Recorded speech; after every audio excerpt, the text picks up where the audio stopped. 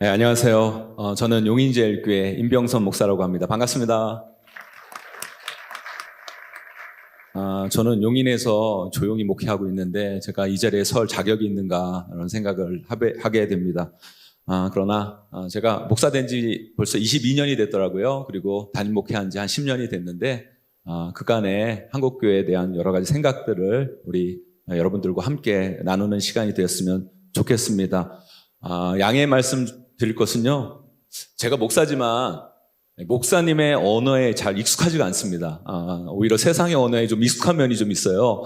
그러니까 목사가 왜 저래 이렇게 들어주지 마시고요. 또 새로운 관점에서 또 이야기할 수 있는 부분들이 있으니까 여러분들이 좀 관심 갖고 들어주시면 감사하겠습니다. 한국교회 개신교회 복음이 들어온 지 한 130년이 넘었습니다. 그러면서 저는 그런 생각을 합니다. 한국교회에 전통이 생겼어요. 전통이라는 건 여러분 좋은 거죠. 근데 어느 순간부터 이 전통이 복음의 본질을 조금 훼손하는 일들이 일어났는데, 중요한 건 뭐냐면 그 전통을 무너뜨릴 수가 없는 거예요. 바꿀 수 없는 여러 가지 문제들이 한국교회에 나타나고 있다는 거예요. 또 하나의 문제는 뭐냐면 개신교가 한 130년 역사를 지내오면서 교회가 성장해 오면서 교회 안에 우리도 모르는 기득권이 생겼다는 거예요. 기득권. 이 기득권들이 복음의 본질을 훼손하고 있는데도 불구하고 그 기득권을 무너지게 하는 어떤 요소가 교회에 있지 않다라는 안타까운 부분들이 지금 한국교회 위기를 만들고 있지 않은가, 그런 생각을 하게 됩니다. 제가 예를 들어 한번 이런 설명을 해볼게요. 여러분, 그 성도들이요, 교회에 새 가족이 오는 걸 좋아할까요? 그럼 어떻게 생각하세요? 그 성도들이 교회에 새 가족이 오는 걸 좋아할까요? 정답은 이겁니다. 자기에게 피해 오지 않을 때까지만 좋아합니다. 이게 참 중요한 문제예요. 한국교회 많은 성도들이요, 새 가족이 우리 교회 오는 걸 되게 좋아한다고 생각을 해요. 그런데 어느 때까지 좋아하냐면 자기에게 피해가 안 와야 좋아하는 거예요. 예를 들어 이런 겁니다, 여러분. 새 가족이 와서 열심히 해요. 최선을 다하고 열심히 막 하면 칭찬하고 격려해주고, 자기도 그렇게 열심히 하려고 애를 써야 되는데 그게 아니라 이런 얘기를 하죠. 목사님한테 그분이 인정받고 막 그러면 그 마음 가운데서, 아니 또 입으로 이런 얘기를 해요. 아니 교회 온 지 얼마도 안 돼서 왜 이렇게 설쳐? 뭐 이런 얘기 들어보셨어요, 여러분? 이런 문제들이 일어나는 거죠. 그러니까 우리는 새 가족이 교회 오는 걸 되게 좋아한다고 생각을 하지만 결정적인 문제에 있어서는 새 가족이 자기에게 피해 줄 때 반응을 일으키는 거죠. 그게 기득권이라는 거예요. 저희 교회는요, 우리 교구 목사님들이 각 교구별로 교구가 5교구가 있으니까 5교구에 교구 목사님 5분 계십니다. 그런데요, 우리 기존 성도들은 우리 교구 목사님만 신방을 해요. 새 가족은 담임 목사만 합니다. 우리 기존 성도들은 저는 신방을 안 합니다. 저는 새 가족만 신방을 해요. 그리고 교구 목사님이 기존 성도들을 신방합니다. 여러분들이 성도라면 담임 목사님 신방을 받기를 원하십니까? 부목사님 신방을 받기 원하십니까? 대부분 다 담임 목사의 신방을 받기를 원하죠. 그러나 여러분, 오히려 담임 목사의 신방이 필요한 사람들은 새 가족들이거든요. 근데 그것들을 내려놓는다는 게 쉬운 게 아닙니다, 여러분. 한국교회 안에 이런 부분들에 대해서 우리가 고민이 좀 필요하지 않을까라는 생각을 해봐요. 그리고 여러분들 이런 게 있습니다. 뭐가 있냐면, 제가 이제 청년부도 해보고 여러 가지 부서도 해보고 또 담임 목회를 하면서 꼭 이런 경우가 있어요. 제가 이제 어떤 부서를 처음 맡아서 딱 시작할 때 거기에서 중요한 뭐 교사들이나 뭐 간사들이나 리더들이나 꼭 그런 분들이 계세요. 나 이제 좀 쉬어야 되겠다. 그만둬야 되겠다. 정말 쉬고 싶은 마음 별로 없는데 몸값을 높이기 위해서 그런지 좀 그런 얘기를 하는 분들이 계세요. 근데 제가 한 번은 제가 부서 사역을 하는데, 교사분이 좀 자기 이제 그만둬야 되겠다. 교사를 좀 쉬어야 되겠다라고 하니까 그 제 전에 있던 그 부서 담당 목사님이 그런 얘기 하는 거예요.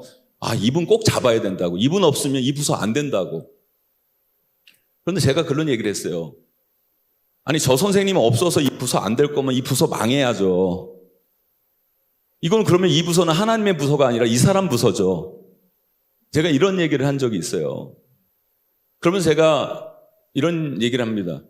어떤 얘기를 하냐면, 여러분, 그분이 있기 때문에 잘된 것처럼 생각하지만 여러분 착각하지 마세요. 여러분, 그분이 있기 때문에 그 정도만 되는 거예요. 여러분, 이걸 우리가 놓치지 말아야 된다는 거예요. 제가 우리 교회에 처음 부임해 와서요, 우리 교회에서 헌금 제일 많이 드리신 분이 두 분이 교회를 나가셨어요.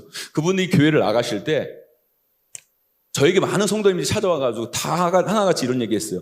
저분 교회 나가면 교회가 어려워집니다. 저분 교회가 나가면 교회 힘들어집니다. 라고 그러시더라고요. 제가 그랬어요. 저분들이 교회 나가서 교회가 무너질 정도가 되고 저분들이 교회 나가서 교회가 어려울 정도 되면 우리 교회는 망해야죠. 그렇다면 이 교회는 하나님의 교회가 아니라 저분들의 교회입니다. 제가 설명을 드린 적이 있어요. 제가 왜 이런 얘기들을 여러분들에게 하냐면, 이 한국교회 안에 130여 년의 전통이 흘러가면서 우리가 모르는 복음의 본질을 훼손하는 전통들이 잔존해 있고, 또 복음의 본질을 훼손하는 기득권들이 교회 안에 있습니다. 그것들을 교회가 정리하지 않으면 한국교회에는 미래가 없다. 저는 이런 생각을 하게 됩니다. 그리고 또 교회에서 맨날 하는 말이 있죠, 여러분. 하는 말이 있습니다. 한국교회는 위기다, 어렵다, 다음 세대들이 교회를 떠난다. 여러분, 수없이 들어왔지 않습니까, 여러분? 언제까지 우리가 그런 이야기를 할 겁니까, 여러분? 여러분 그 인식에 동의하시죠? 한국교회가 위기다. 그리고 한국교회의 다음 세대들이 떠난다. 왜 그럴까요, 여러분? 왜 그럴까요, 여러분? 하던 대로 하기 때문에 그렇게 된 거예요. 그렇지 않습니까, 여러분? 하던 대로 했기 때문에 그런 문제가 일어났다라고 하면 이제는 뭔가 변화가 필요합니다. 그런데 한국교회의 변화는 그 얼굴은 그냥 놔두고 메이크업하는 정도? 약간 치장하는 정도? 옷을 갈아입는 정도? 지금 한국교회는요, 그게 필요한 게 아니라 패러다임 시프트.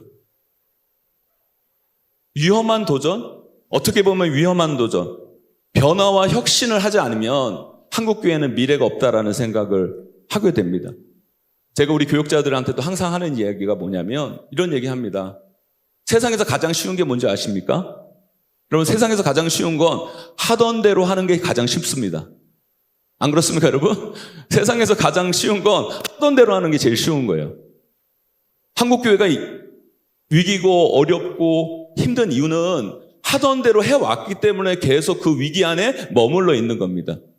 그렇기 위해서 한국교회가 새로운 길을 모색하고 변화를 해야 되고 한국교회 미래가 있기 위해서는 하던 대로가 아닌 복음의 본질을 붙잡고 새로운 도전, 어떻게 보면 위험한 도전이 한국교회에 필요하지 않을까. 그런 생각을 하게 되었고, 우리 용인제일교회가 부족하지만 그런 일들에 한번 도전해 보려고 여러 가지 시도를 해오고 있는데요. 그 여러 가지 시도들을 여기 계신 분들과 함께 나누기를 원합니다. 그 중에 하나가 우리 교회의 공간들을 지역사회와 다음 세대들에게 내주는 일이었습니다. 제가 사실 우리 교회에 2019년 9월 1일 날 입당을 했는데, 제가 우리 교회에 오고 2년 만에 건축을 시작했는데, 사실은 제가 건축을 하려고 한 게 아닙니다. 우리 원로 목사님께서 땅을 구매하시고 거기 건축 허가를 받아 놓으셨기 때문에 제가 와서 할 수 없이 건축을 시작하게 됐는데, 제가 건축을 시작하면서 이런 기도를 하나님께 올려드렸어요. 하나님, 요즘 건축하면 다 욕합니다. 교회 밖에서도 욕하고 교회 밖에뿐만 아니라 성도들도 욕하는 게 교회 건축입니다. 그런데 하나님, 그런 건축을 왜 저에게 맡기십니까? 왜 제가 건축을 해야 합니까? 라고 기도를 드렸는데, 하나님께서 음성으로 들려주시는 건 아니었지만 제 마음 가운데 들려주시는 그런 얘기가 뭐였냐면 그런 거였어요. 그러면 네가 한번 욕 안 먹는 건축을 한번 해봐라. 욕 안 먹는 건축을 한번 해봐라 라는 마음을 제 마음 가운데 주셨어요. 그런데 제 고민 가운데 그러면 욕 안 먹는 건축이 뭘까라는 생각을 고민을 했어요. 여러분, 한국교회가 지금 이런 방향으로 흘러가죠. 여러분, 보세요. 교회는 건물이 아닙니다. 그죠? 교회는 사람입니다. 사람이 살아가는 곳입니다. 사람이 살아가는 곳은 어떻게 보면 이 땅 위에 있는 건물입니다. 그런데 교회는 사람이 살아가는 곳입니다. 교회는 건물이 아닙니다. 교회는 예수 그리스도를 주로 고백한 우리들이 교회입니다. 그러니까 한국 교회에 뭐 개혁을 요구하고 이런 이야기들을 하는 분들은 하나같이 이런 얘기를 해요. 어떤 이야기를 하냐면 교회는 건물이 아니라 교회는 예수 그리스도를 주로 고백하는 우리들이 교회니까 교회 건물은 필요 없다. 이런 얘기를 합니다. 그러나 여러분, 교회 건물이 필요 없을 수도 있지만 교회 건물이 필요한 상황도 있는 거예요. 그래서 저는 좀 개념을 다르게 한번 생각해 봤습니다. 교회는 건물이 아니라 우리가 교회니까 교회 건물이 필요 없는 것이 아니라 우리 교회는 건축을 해야 되니까 그러면 교회 건축은 좀 마음대로 좀 해보자. 자유롭게 해보자. 그렇잖아요, 여러분. 그런 생각을 좀 하게 됐어요. 그러니까 교회 건축을 우리가 기존의 생각과 조금 다르게, 그리고 정말 상상할 수 없도록, 그리고 정말 지역사회와 다음 세대를 위한 건축을 한번 하면 어떨까? 이런 생각으로 교회 건축을 하게 되었습니다. 그런데 시작하면서 우리 교회에서 제일 먼저 한 일은 뭐였냐면 우리 교회는 건축위원회가 없습니다. 건축위원회가 없이 건축을 했습니다. 여러분, 교회가 건축위원회 없이 교회를 건축을 한다는 건 쉬운 일이 아닙니다.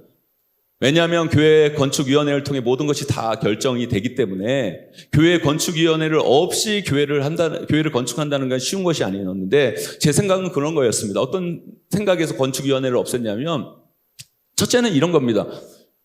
건축위원회라는 건 뭡니까? 그 안에 들어가시는 분들이 다 누굽니까? 교회 분들이에요. 그러면 교회 분들이 그 건축위원회에 들어가서 이것이 필요하고 이 공간이 필요한다고 얘기하면 결국에는 뭐냐면 그 기득권을 위한 공간이 될 수밖에 없는 거예요.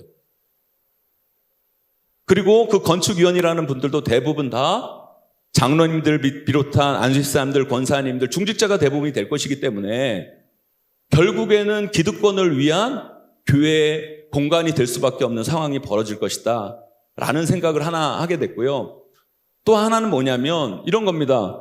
교회 건축, 우리 교회가 규모의 건축, 예를 들어서 우리 교회가 건평만 7,000평 되는 교회인데 우리 7,000평 되는 교회를 지을 때 대한민국 최고의 건축가, 설계가가 교회 건축을 할 수밖에 없는 여건입니다. 그런데 예를 들어서 대한민국 최고의 전문가들이 건축을 하는데 그 평가를 누가 하냐? 그냥 용인에 사는 뭐 빌라를 짓거나 용인에 사는 조그만 건축업을 하는 분들이 그분을 평가하는 거예요. 예를 들어서 이런 겁니다. 메이저리그 선수를 저 트리플 A 선수가 평가하는 거랑 똑같은 거죠. 이런 구조가 되면 안 되겠다라는 생각을 해서 저희 교회는 건축위원회를 만들지 않고 저를 중심으로 다음 세대 전문가들, 각계 문화 전문가들, 또 젊은 건축가들을 이렇게 모아서 팀을 꾸렸습니다. 저 빼놓고는 우리 교회 성도들이 아니었습니다. 마커스 김준영 대표, 건축가 안지용 대표, 그다음에 성신여대 건축학과 교수님을 비롯한 외부의 팀들이 팀을 이뤘습니다. 그 팀이 교회 안의 요구를 설문해서 받기도 하고요. 교회 밖의 요구들을 또 설문해서 받기도 하고요. 그리고 우리가 어떤 일을 했냐면 성신여대 건축학과 학생들에게 당신들이 교회 건축을 하면 어떤 건물, 어떤 용도를 교회 안에 넣겠습니까? 라는 것들을 프로젝트로 줬어요. 그래서 네 팀이 발표를 했는데 요즘 대학생들 정말 대단합니다. 왜냐하면 학점이 나오잖아요. 학점이 나오기 때문에 그걸 준비를 하는데 정말 최고의 작품이 나왔습니다. 그래서 저희가 그 성신여대 아이들이 가졌던 제안들에 대해서 우리가 차용을 해서 건축안에 활용한 것들이 너무너무 많았습니다. 그래서 우리가 1등한 친구들에게는 교회에서 한 학기 장학금을 그들에게 지급했습니다. 4명의 아이들에게.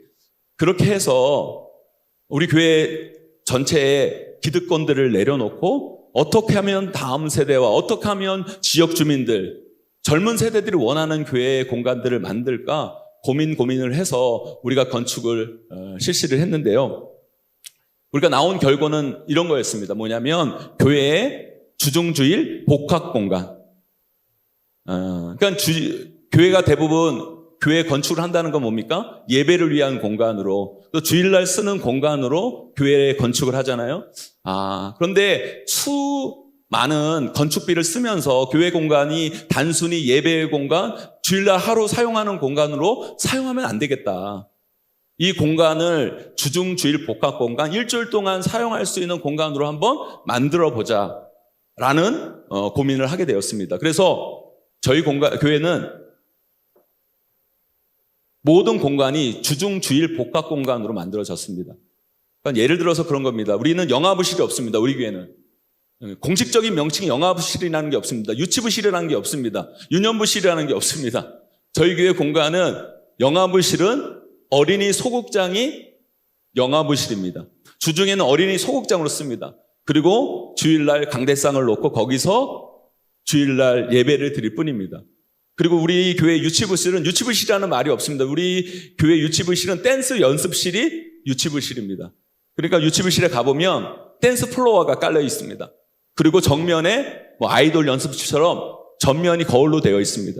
그래서 주중에 우리 용인대 학생들 또 지역의 주민들 와가지고 거기서 댄스를 연습하고 또 거기서 놀기도 하는 공간으로 만들어 놓은 다음에 주일날 거기에서 예배를 드릴 수 있는 공간으로 주중주일 복합 공간으로 만들었습니다. 또한 우리는 유년부실이 없습니다. 유년부실이 아니라 우리 교회는 거기가 실내 풋살장입니다. 실내 풋살장으로 만들어 놓고 주일날은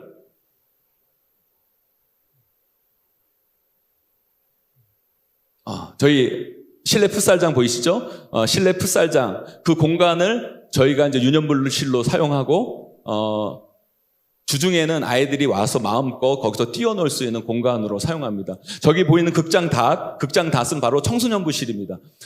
저기서 우리 용인대 학생들, 명지대 학생들 공연도 하고요. 다채로운 공연들이 거기서 펼쳐지고요. 주일날 그 안에서 또 우리가 예배를 드립니다. 청소년부 예배를 드리고 청년부 예배를 드리는 공간으로 우리가 사용을 합니다. 그리고 초등부실은 체육관입니다. 그러니까 우리 아이들이 또 지역 주민들이 거기서 배드민턴 치고 농구하고 주중에는 다양한 또 운동을 하다가 주일날 거기를 예배 공간으로 만들어서 할 수 있는 그런 공간으로 만들어서 주중 주일 복합 공간으로 만들고요. 저희가 여기가 우리 교회 본당 공간인데요. 우리 본당은요 문화 공간입니다. 그래서 우리 용인제일교회 전면에는 1100인치 LED가 있습니다. 그래서 거기서 영화 상영을 할 수 있고요. 또 문화 공연도 할 수 있고요. 최근에 우리가 거기서 한 건 뭐냐면 패션쇼를 또 거기서 했습니다. 그래서 주중에는 마음껏 지역 주민들이 거기서 뭔가들을 할 수 있는 공간으로 만들어 놓고 그 다음에 주일날 예배 드릴 수 있는 공간으로 만들었는데 중요한 건 뭐냐면 단순히 교회 공간을 그렇게 내준다고 해서 그렇게 사용할 수 있는 게 아닙니다. 우리 교회 공간 예를 들어서 그렇게 사용하기 위해서 거기서 문화 공연을 하기 위해서 영상, 음향, 조명만 거의 40억을 들였습니다. 그래서 그것들을 할 수 있도록 교회가 희생하지 않으면 할 수 없는 한계가 있는데 그런 공간으로 만들어서 어떻게든 교회 공간이 지역 주민들과 다음 세대를 위해 사용해지는 공간으로 만들려고 애를 썼습니다. 그런데 여러분 주중에도 사용하는 공간이 되려면 뭔가 아이들이 또 사람들이 뭔가를 먹을 수 있어야 되잖아요. 그죠? 먹을 수 있어야 되는데 우리 교회가 거기다 식당을 만들 수도 없고 그래서 고민하다가 제가 생각하는 게 편의점을 들여오면 좋겠다라는 생각을 했어요. 그런데 제가 여러 편의점 업체들과 접촉을 했는데 들어오기가 쉽지는 않았습니다.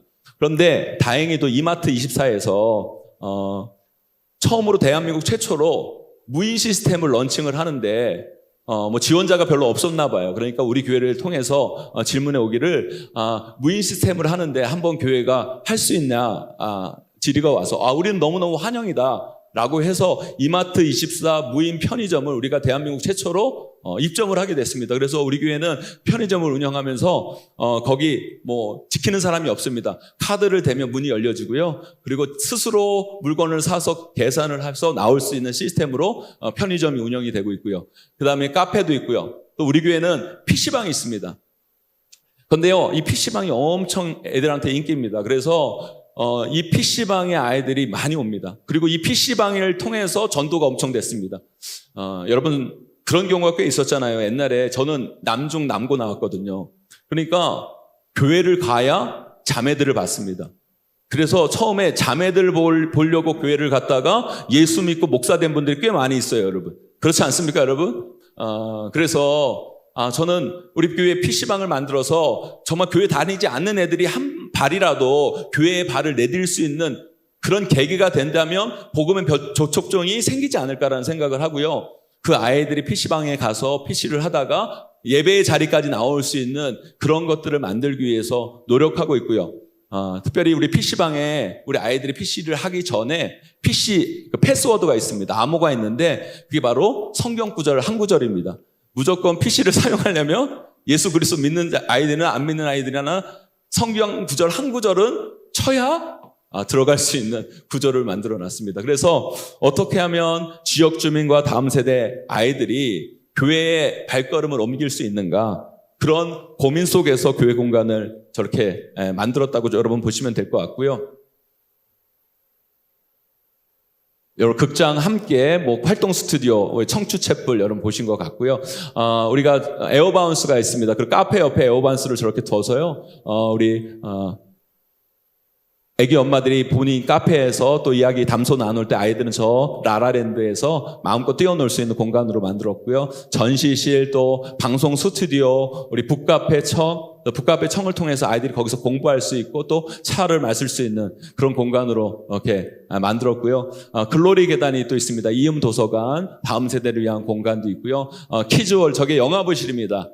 또 어린이 소극장처럼 만들어놨고요. 또 청춘 게러지라고 해가지고요. 요즘 아이들 창업에 대한 관심이 많잖아요.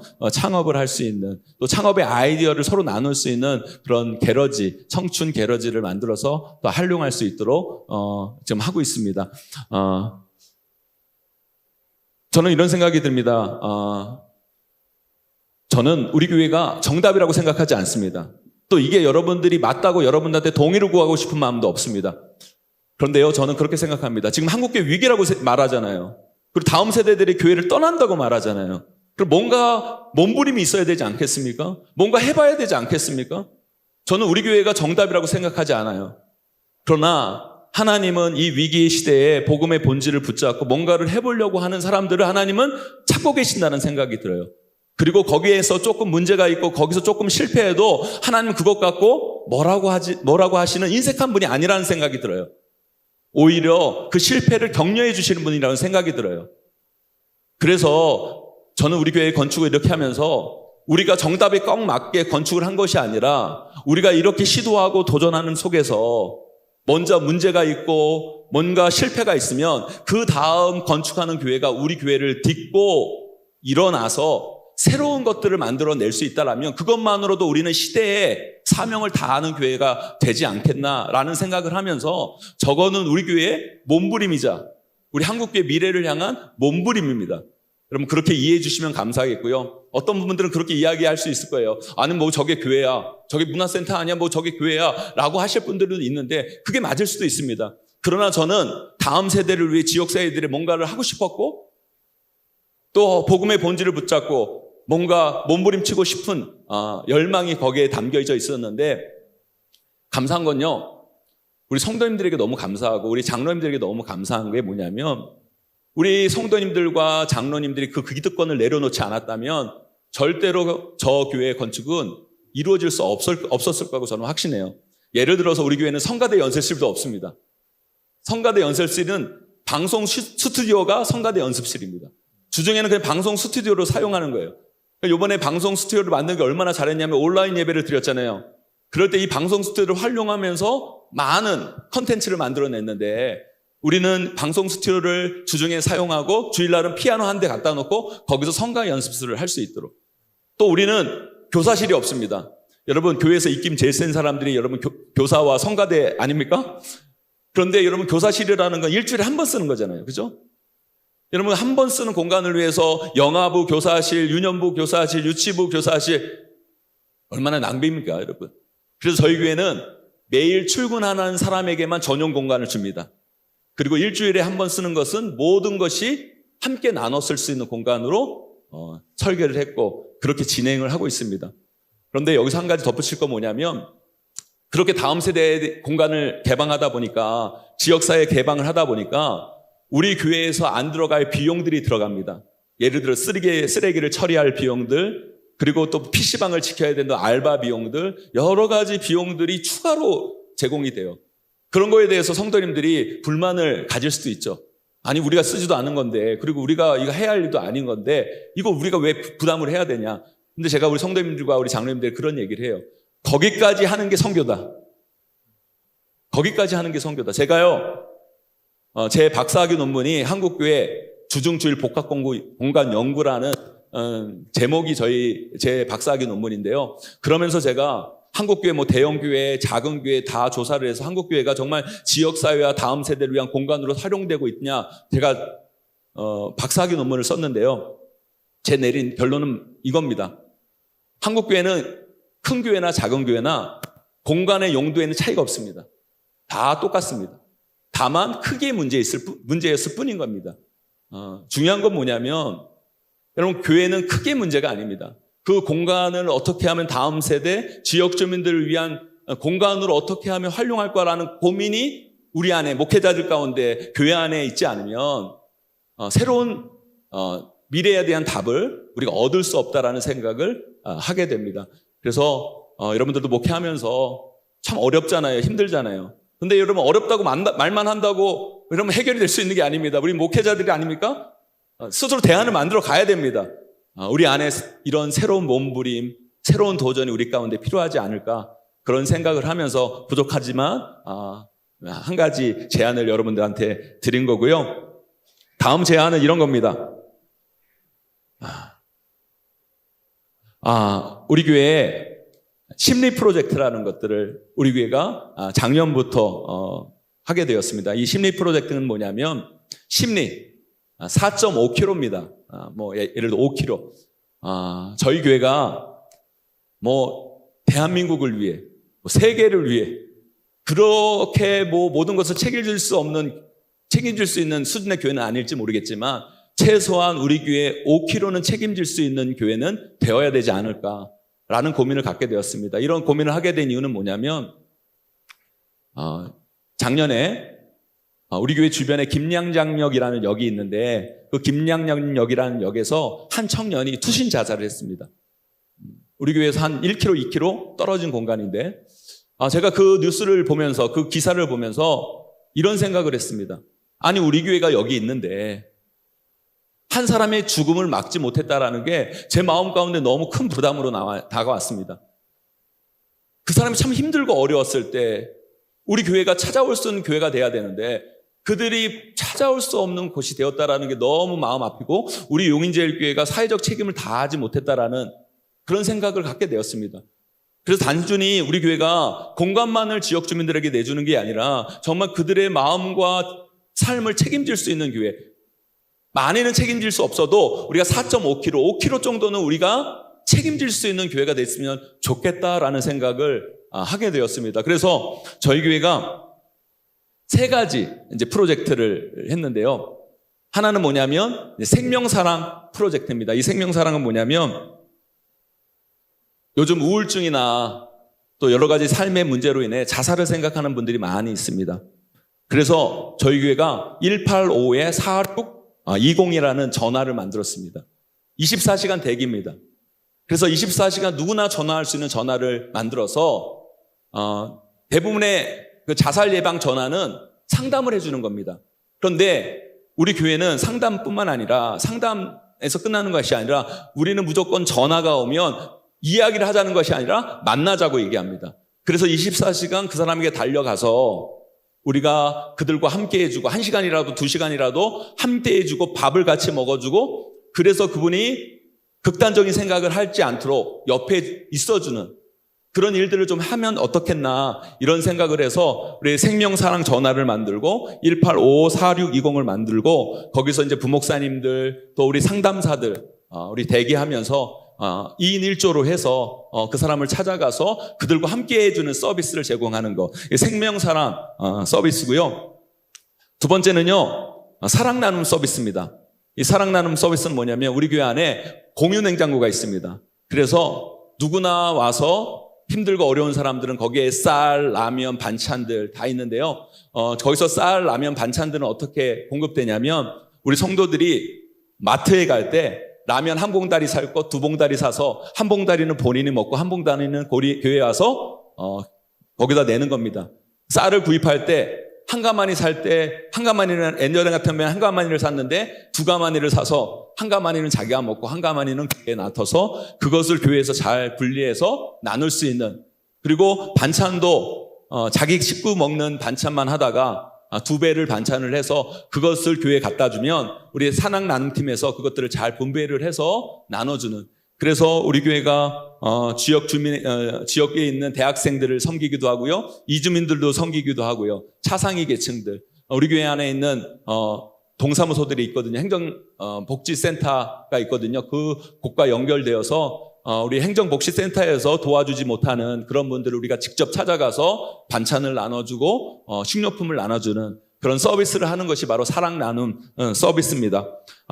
마지막으로 우리 교회가 소망 지원 서비스를 합니다. 이 소망 지원은 뭐냐면 난방이나 전기가 끊긴 가정이 있습니다.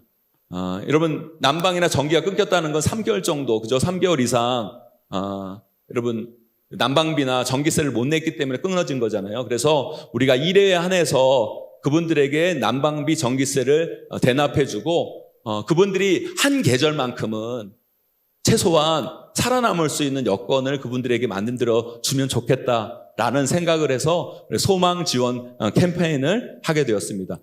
그래서 저희 교회가 부족하지만 연약하지만 그래도 이 용인 지역 가운데 교회 공간 또한 우리 교회 주변에 어렵고 힘든 분들 4.5km 정도의 그 심리 안에 있는 분들은 어떻게든 책임지려고 어떻게든 그들을 품으려고 몸부림치고 있고요. 지금도 그 사역을 열심히 해가고 있습니다. 결론적으로 좀 말씀드리면 이런 생각이 들어요. 목사님네 교회는 규모가 크니까 그렇게 하는 거죠. 여러분, 그런데 제가 아까 전에도 말씀드렸듯이 교회는요, 크기의 문제가 아닙니다. 제가 한국교회를 연구하면서 느낀 건 뭐냐면 교회의 모든 공간들은 사실 크기만 작지 대부분 똑같은 용도로 사용되어지고 있습니다. 중요한 건 뭐냐면 우리 목회자들이 미래에 대한 생각, 다음 세대를 생각, 지역 주민들에 대한 생각들을 새로운 패러다임에서 하지 않으면 우리 한국교회의 미래가 불투명하다는 생각을 하게 됩니다. 그래서 우리 목회자분들 그리고 지역 교회 리더분들이 미래를 향한 새로운 고민, 새로운 패러다임 시프트를 통해서 한국교회 발전 방향들을 여러분들이 여러분 지역 사회에 맞게 고민하고 생각하고 또 새로운 도전으로 나아간다면 여러분 교회만의 새로운 답을 분명히 찾을 수 있을 거라고 저는 확신합니다. 저는 우리 교회가 정답이라고 생각하지 않습니다. 여러분 우리 교회를 보시고 여러분 교회의 새로운 정답들을 아름답게 찾아가 주시면 감사하겠습니다. 감사합니다.